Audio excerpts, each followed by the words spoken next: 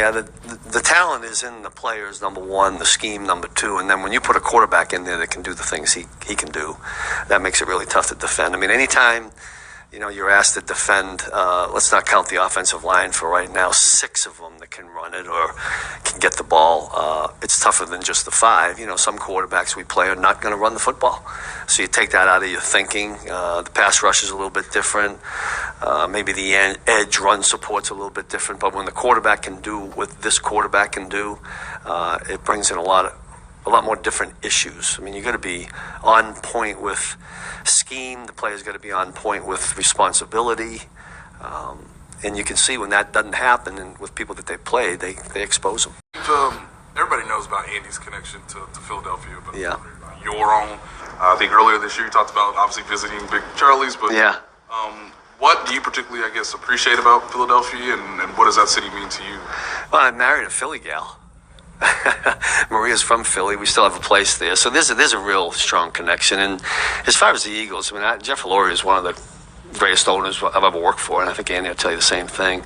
From the top down, it's such a strong, good organization. Howie, everybody there, a lot of respect for it. I mean, I'm back in Philadelphia quite often. My in-laws live there, and Maria still does some work there.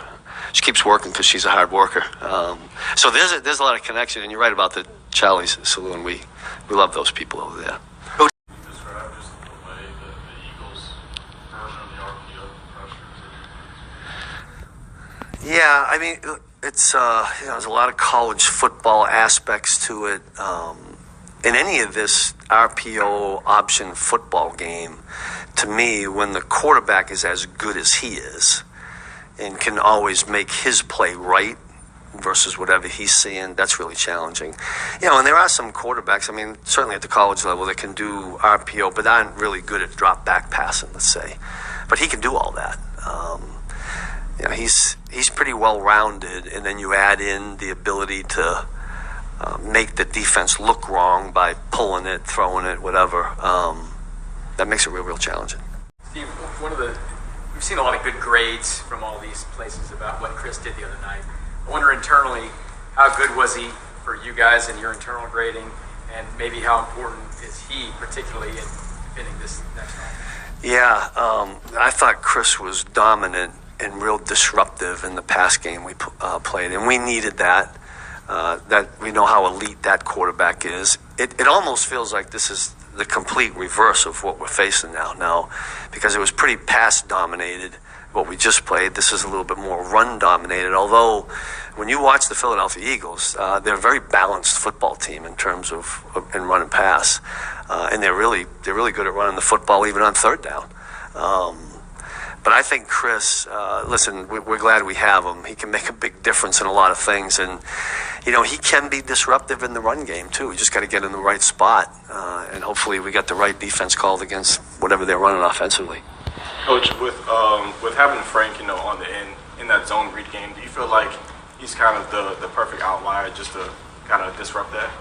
Yeah, I think that, I think all 4 of our ends, with the way we play them, have to be dead on against this offense. I once visited with college coaches. When this RPO option game started to make its way into the NFL, I went to college coaches that I knew that were running it, offensive coaches, and asked them what they didn't like to see, what they attacked. And I remember one of them telling me that the first thing they looked at was the ends.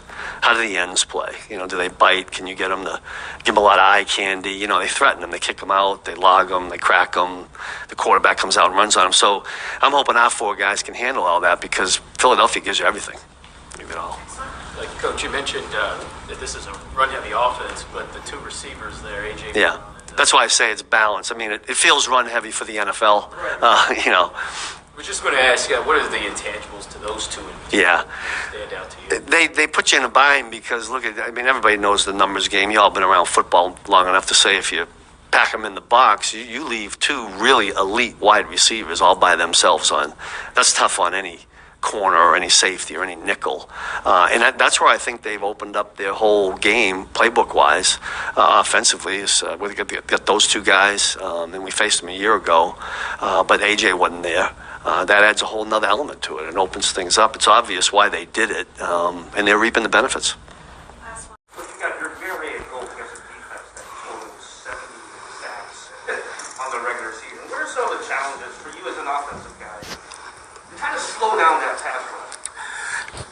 I don't know if you slow them down. You just got to make sure that you find ways to keep the quarterback upright.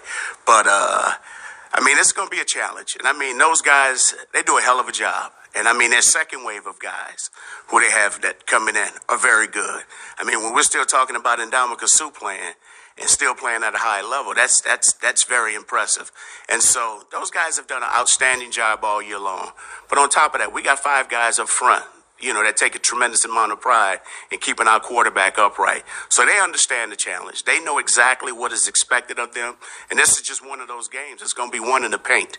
And so whoever's going to knuckle down for 60 consecutive minutes or more and making sure that we're straining the finish, if we're doing those little things, like I said, I like our chances. But is it going to be a challenge? Yes, it is. About when you face top defenses, you had a lot of success. Maybe when you played San Francisco, you had some success against them. What is it about when you're playing a better team like the Eagles who have a top-ranked defense? What is it about you guys that just makes you elevate to the extra notch against those things?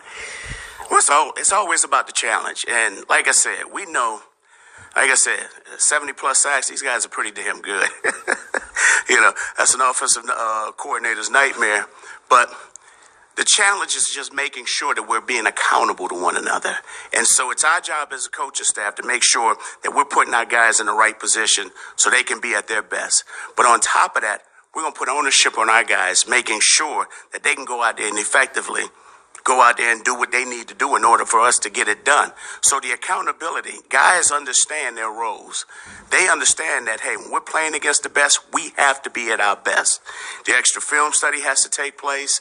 I always tell them before you leave the building, make sure your heart, mind, body, and soul, make sure you get everything answered, every question that you need addressed or anything that you need done in the weight room or training room, just to make sure that you're giving yourself the best opportunity to be at your best on game day. So I think more than anything, our guys really understand the importance of just being accountable to one another. Eric, I know there's a lot of talk about Philadelphia's offense. You guys have gotten a little bit of a look at what they're doing now. A lot of pressure on the linebackers and defensive linemen in the quarterback run game, but it's probably a little bit for you guys as well on reading those RPOs. Just give us a little synopsis of what maybe different responsibilities you'll have this week compared to like last week when it's pretty much just going to be a passing offense out of the quarterback. Yeah, it's just going to be important everyone do their job. It's just as simple as that. They got a great receiving core, great O-line, just a great overall team, top to bottom. So we're going to come in, everyone do their job, fly around, have fun, let the rest handle itself.